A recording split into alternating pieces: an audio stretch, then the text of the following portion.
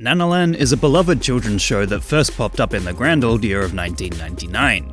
It mostly revolves around interactions between two puppeted characters, Nana and Mona, with the show's name being a sound-alike to Nanaland.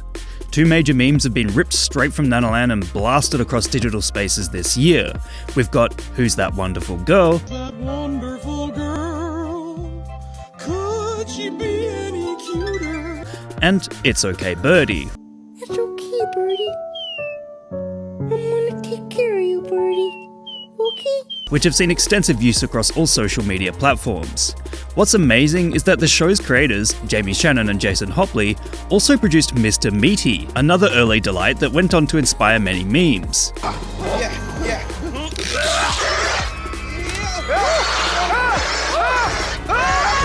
Despite Nanalan being a kids' show, it does possess that unique quality of being slightly terrifying with its puppets in the same uncanny manner as Mr. Meaty, especially those older episodes with the lower resolution and aspect ratio make it feel like it's about to break out into amateur analog horror territory.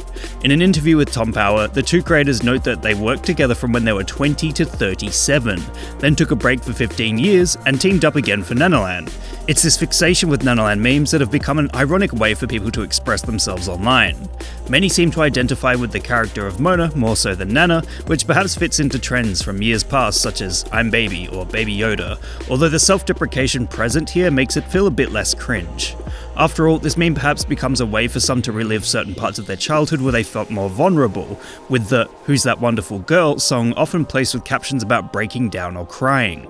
And a quick look at Nanaland's social media all but confirms this, as their slogan has become Heal Your Inner Child, and Jamie Shannon says the show's become a way for some to feel as if they have a safe relationship with an authority figure they might not have had as a kid. They feel like Mona, and the reason it heals their inner child is because Nana and the comforting environment, if a lot of people didn't have a childhood that was comfortable, they can kind of re-experience it through Mona. In short, the popularity of Nanalan memes cropping up 24 years after the show debuted is testament to the genius of its creators, who are responsible for some of the best kids television of all time. What meme would you guys like me to give a lesson in next? Let me know in the comments below. And remember, like and subscribe!